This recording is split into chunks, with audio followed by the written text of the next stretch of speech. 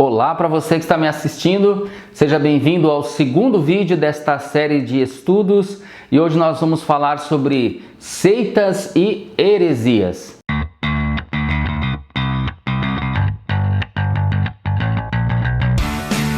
O que são seitas e heresias? Como identificar, como reconhecer? Quais os estragos que as heresias podem causar na vida de uma pessoa ou de uma comunidade? Tudo isso nós vamos ver no vídeo de hoje. A palavra do Senhor nos diz em 2 João capítulo 1, versículo 9: todo aquele que não permanece no ensino de Cristo, mas vai além dele, não tem Deus. Quem permanece no ensino tem o Pai e também o Filho. É com base nesse texto que nós vamos abordar hoje o assunto seitas e heresias. É claro que, para começar, todas as pessoas têm liberdade de crerem naquilo que decidirem. Nós sabemos que existem muitas crenças e nós respeitamos todas elas. Cada pessoa tem a liberdade de professar, de dizer, de proclamar aquilo que acredita. E por isso mesmo nós também podemos crer e defender o Evangelho da forma que nós cremos. Então nós vamos analisar tudo isso hoje. Eu peço e convido você a permanecer até o final deste vídeo para você entender ainda melhor, para você saber quais critérios usar na hora de identificar uma seita ou uma heresia. E qual é o estrago, qual é o perigo disso para a sua vida, para a vida da sua família, para que você tenha cuidado e você permaneça firme nos fundamentos do Evangelho, nos fundamentos dos ensinos de Cristo, ok? Vamos ao estudo. Tanto a palavra seita como a palavra heresia, usadas no Novo Testamento, vem de um termo grego chamado aireses, que na tradução do Novo Testamento para o latim foi traduzido por secta. E significa partido, escolha, opinião, facção. E existem pelo menos dois sentidos que a gente pode entender a palavra seita ou a palavra heresia. No Novo Testamento, a palavra aireses, ou seita, heresia, foi utilizado em pelo menos dois contextos, em dois sentidos. O primeiro sentido foi o sentido neutro, que está relacionado a partido, facção. Nós temos no Novo Testamento, por exemplo, a seita, a facção dos fariseus, dos saduceus também. E até os próprios cristãos foram chamados pelos seus perseguidores como seita. Isso está lá no livro de Atos. Mas também encontramos no Novo Testamento a palavra seita colocada de forma pejorativa. O apóstolo Paulo, ele trata a seita ou heresia como obra da carne, lá em Gálatas capítulo 5. E diz também que a existência de seitas e partidos na igreja até ajudam a identificar aqueles que são aprovados, ou seja, salvos. É possível diferenciar aquele que é salvo daquele que não é salvo a partir daquilo que a pessoa professa. Pedro, o apóstolo, também usou o termo aireses ali no Novo Testamento nas suas cartas. Ele escreveu sobre falsos profetas que estavam introduzindo doutrinas não cristãs. Ele faz uma referência a pessoas que dentro da comunidade cristã estavam trazendo doutrinas especulativas sobre a fé, trazendo ensinos totalmente contrários àqueles ensinados por Jesus. Dessa forma, então, nós podemos definir seitas e heresias da seguinte maneira: seita é um grupo de pessoas de determinada facção religiosa e heresias são os ensinos antibíblicos de tal grupo, que afrontam doutrinas essenciais à fé cristã. E como que se caracterizam as seitas e as heresias? Bom, a igreja cristã, ela é tolerante, ela entende que deve ser flexível com algumas questões menores da fé. Nem todos nós, nem todos os evangélicos entendem as coisas da mesma forma, pensam da mesma forma sobre tudo. Mas existem questões fundamentais da fé que não podem ser retiradas do lugar. Como identificar então uma seita e uma heresia? O Instituto Cristão de Pesquisas, ele traz um método que a gente pode utilizar que de forma clara a gente consegue identificar esses grupos, essas pessoas que podem ser consideradas hereges diante da palavra do Senhor. Para ficar fácil de lembrar, esse método consiste nas 4 operações matemáticas: adição, subtração, multiplicação e divisão, e a gente vai ver cada uma delas. Na adição, as seitas, elas geralmente acrescentam algo ao que a palavra do Senhor diz. Sempre algo a mais é necessário. A Escritura não é suficiente. É preciso que haja um outro profeta, é preciso que haja algum tipo de luz menor para que conduza a luz maior. Sempre é necessário algum tipo de intermediário, alguma adição, além da palavra e além do próprio Jesus Cristo. A segunda operação é a da subtração. É quando esses grupos e seitas, eles retiram algo da palavra do Senhor, retiram algo dos ensinos de Jesus. Geralmente, nesse critério da subtração, nós observamos que essas pessoas retiram algo geralmente da pessoa de Jesus, desconsiderando que Jesus é Deus, como revela a Escritura. Geralmente afirmam que Jesus não é Deus, que Jesus é apenas um ser criado pelo Pai, de que de alguma forma Jesus não tem o poder de Deus, ele não é Deus. Geralmente na subtração é isso que acontece. A terceira operação é a operação da multiplicação. Se multiplicam as formas que podem levar uma pessoa a ser salva. Jesus não é suficiente. Existem outras formas, como as obras, por exemplo, o que a pessoa faz por mérito próprio para ser salva. E nós sabemos que a salvação é pela graça, unicamente pela graça. E uma pessoa salva, ela naturalmente, por gratidão, por aquilo que Deus fez na vida dela, então ela obedece à lei do Senhor, ela se coloca diante de Deus em serviço aos outros e a Deus. Mas isso não vem antes da salvação. A salvação é consequência apenas do mérito de Jesus Cristo, do sacrifício dele na cruz do Calvário. A graça do Senhor é que nos dá a salvação. E na multiplicação, geralmente nós vemos esses grupos, essas seitas, colocarem múltiplas formas das pessoas serem salvas, além de Jesus Cristo, como nos ensina a Escritura. A quarta e última operação matemática que podemos usar para identificar uma seita ou uma heresia é a da divisão. É quando pessoas elas dividem a autoridade, o poder de Deus entre igreja ou a seita e a Escritura. Quando você comete um erro que está fora do sistema religioso, daquela seita, é como se você estivesse pecando contra o próprio Deus. Então, os costumes, as tradições, elas se confundem com as doutrinas bíblicas. Errar contra as doutrinas da igreja é o mesmo que errar contra as doutrinas da Escritura do próprio Deus. Nessas seitas não existe salvação além do seu sistema religioso. Não existe a salvação fora daquilo que o seu sistema ensina, do que as doutrinas da sua igreja ensinam. E como surgiram as seitas e as heresias? Se tratando da igreja cristã, nós já vemos isso acontecendo desde o primeiro século. Nós encontramos na Bíblia falando sobre os judaizantes, pessoas que eram cristãs, que estavam com os discípulos, entre os discípulos, mas de alguma forma eles pensavam que era preciso a circuncisão, entre outras questões. A circuncisão para que a pessoa fosse salva, aquela marca exterior feita no corpo dos homens para garantir a salvação. Seria a marca de que eles eram povo de Deus.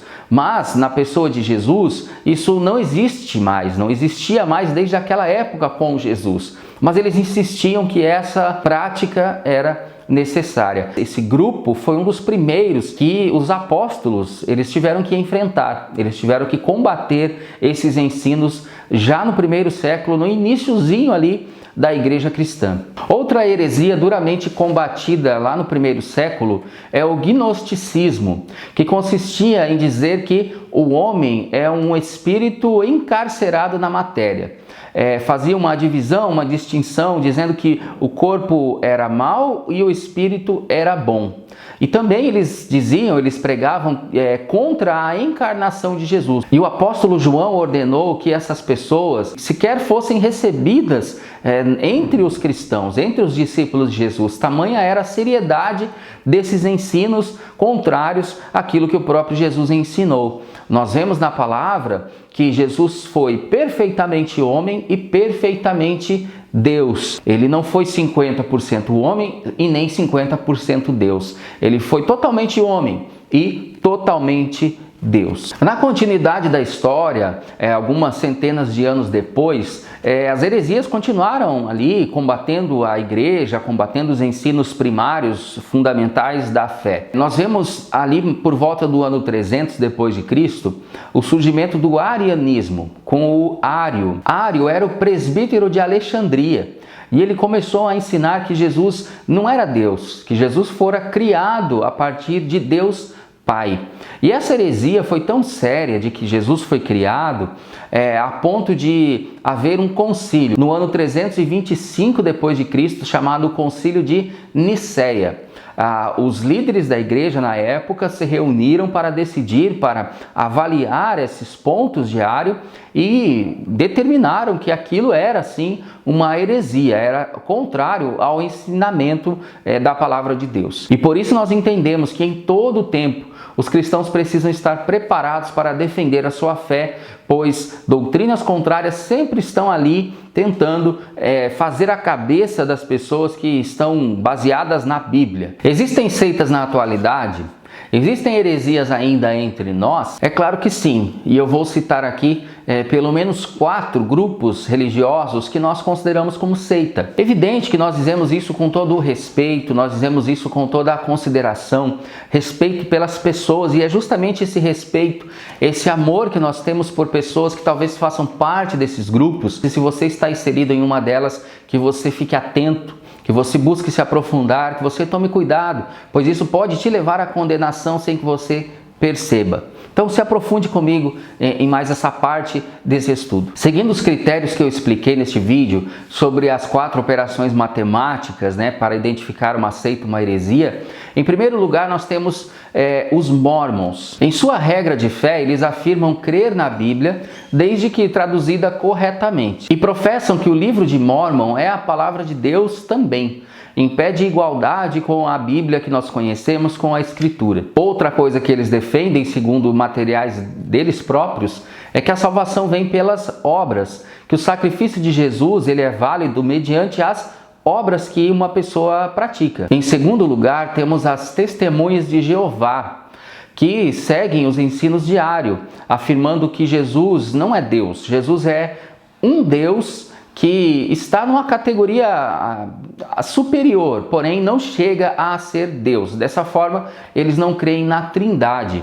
Outra coisa é que eles acreditam que o Espírito Santo é uma força de Deus, porém não é uma pessoa e não é Deus. Essas doutrinas, elas afrontam diretamente as doutrinas ensinadas na Bíblia Sagrada. As Testemunhas de Jeová também possuem uma tradução própria da Bíblia e modificam os seus textos para se adequarem a algumas doutrinas professadas por eles. Em terceiro lugar, temos a Igreja Católica, que apesar de sustentar algumas doutrinas cristãs, ela comete o erro de colocar a tradição no mesmo patamar da autoridade bíblica. Na Igreja Católica, a Sagrada Escritura está no mesmo nível de autoridade da Sagrada Tradição.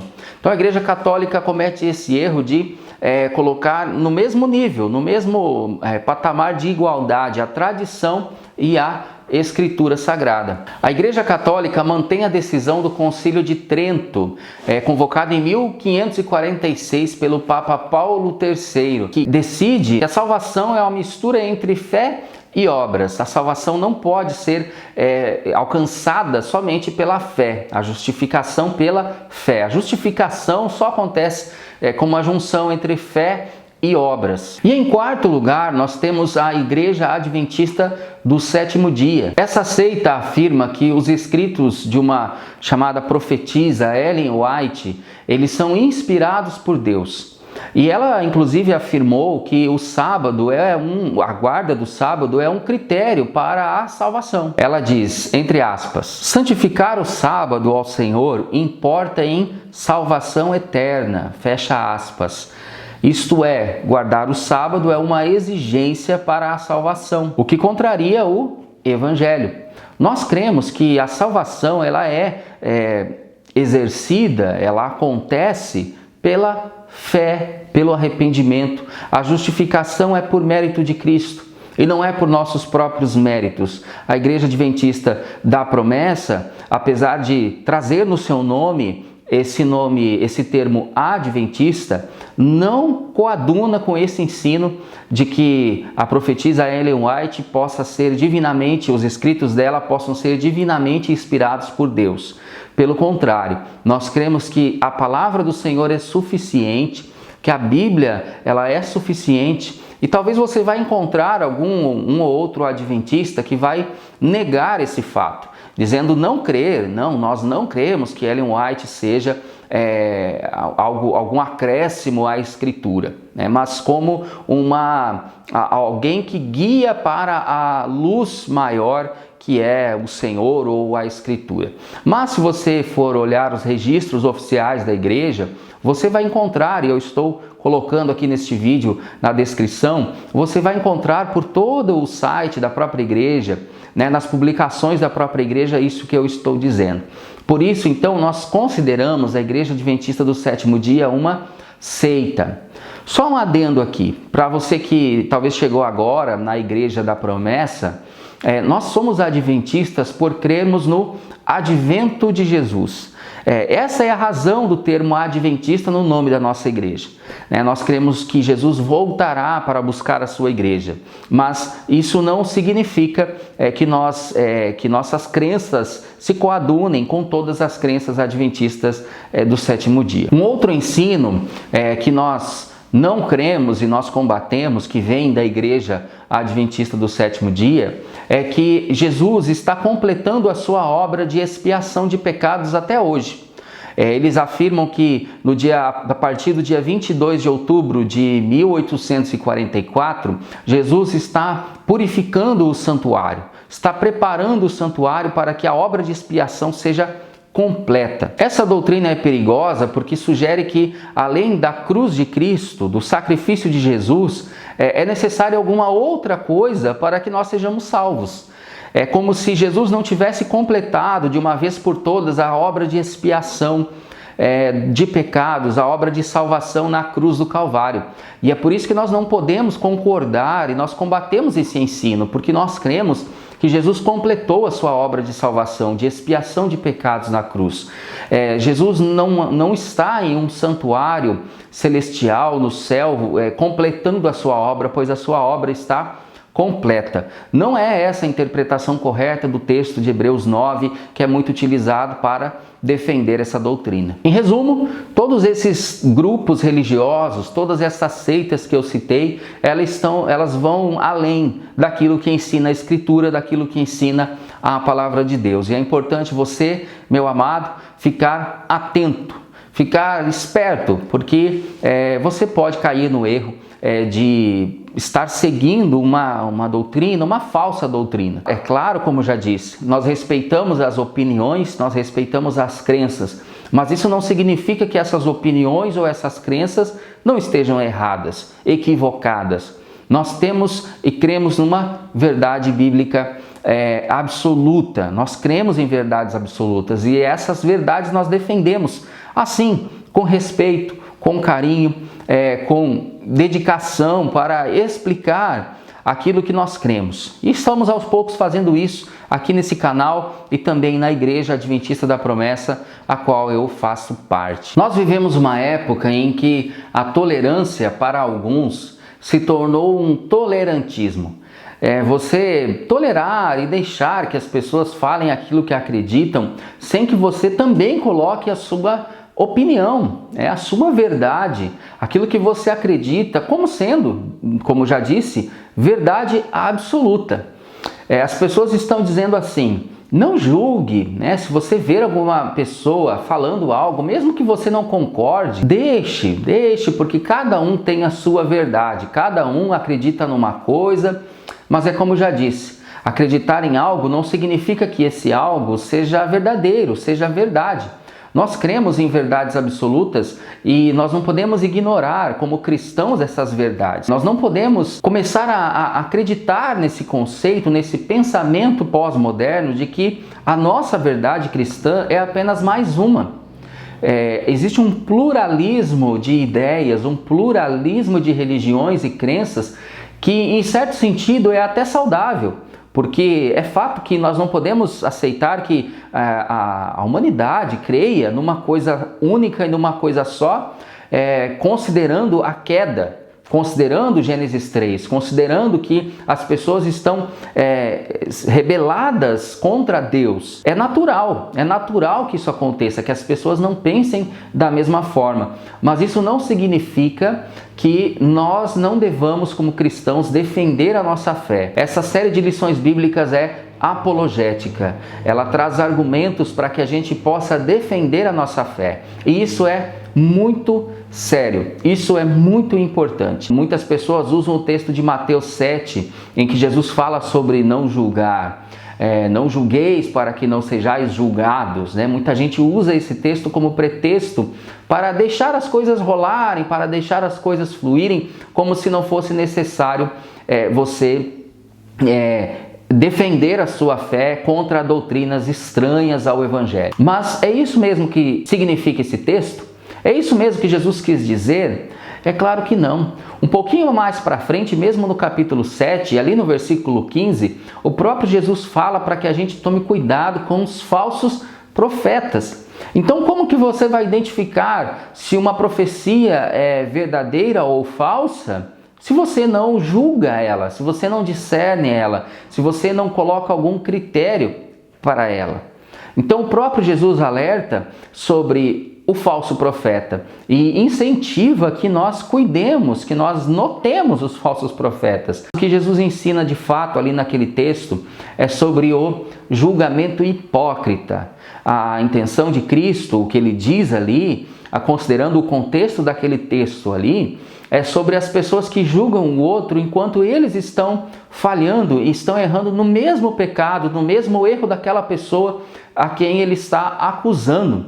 Então, por isso Jesus diz que com a mesma medida, você e o outro serão julgados. Porém, isso não significa que nós não devamos identificar as falsas profecias, os falsos grupos religiosos que se dizem evangélicos, porém não são. O próprio Jesus, que mandou pregar o evangelho, elogiou lá em Apocalipse a igreja de Éfeso, porque eles combatiam os falsos profetas, e repreendeu a igreja de Pérgamo porque ela tolerava, ela começou a seguir ensinos de falsos profetas. Por isso nós precisamos entender que o ensino de Cristo é para que sim, nós tomemos cuidado e nós combatamos os falsos profetas, os falsos ensinos, as heresias, as seitas que estão entre o povo cristão, entre aqueles que se dizem cristãos, que têm uma Bíblia na mão, porém vão contra os ensinos do Evangelho. Eu trago a sua lembrança aqui o texto de Judas, o irmão de Jesus, Judas 3,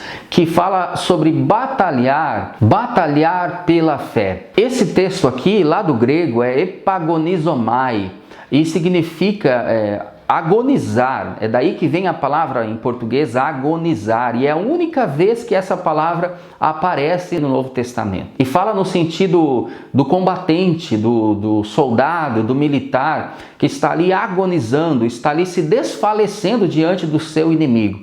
É como se Judas dissesse assim: deem tudo de vocês, deem todas as forças de vocês para defenderem o Evangelho, para defenderem aquilo que acreditam, e aquilo que acreditam é o Evangelho e as doutrinas fundamentais que Cristo ensinou e os apóstolos professaram. Defender a fé é uma ordem veemente do Senhor, para que você não permita que na sua família, na sua igreja, entrem doutrinas contrárias àquilo que Ele ensinou.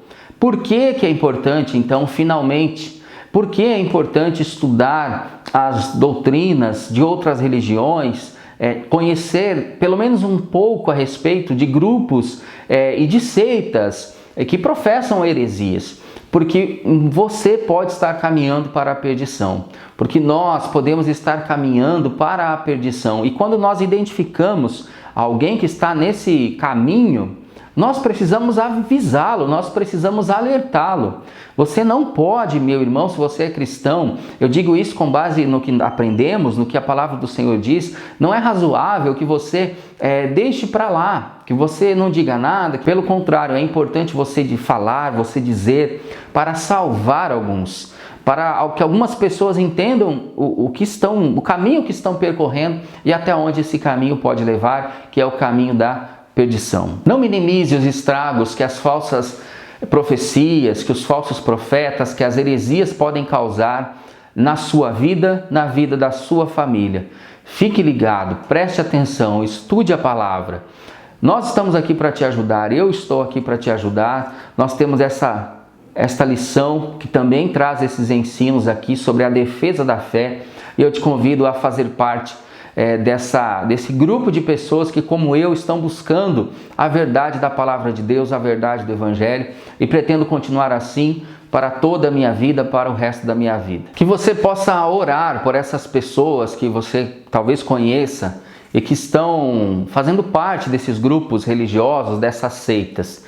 Que você considere, que você se lembre que Jesus morreu também por elas, que Jesus ama e deseja salvar a todas as pessoas. Não entre em discussões inúteis, porém, sempre que possível e sempre que for adequado, de forma respeitosa, defenda a sua fé. Não fique calado diante de argumentos que não correspondem às verdades da Bíblia que você acredita. Peça a Deus sabedoria para que você, ao conversar com essas pessoas, possa defender a sua fé com propriedade, com habilidade. Encerramos esse estudo então. Eu agradeço pela sua companhia até aqui. Obrigado por ter feito parte de mais este estudo, por ter participado aqui comigo de mais este vídeo.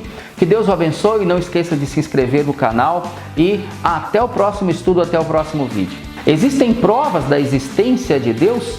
É o que nós vamos ver na próxima semana. Então eu te espero no próximo vídeo. Não esqueça de se inscrever no canal, de dar o seu like e compartilhar com os seus amigos, ok? Que Deus o abençoe. Até semana que vem.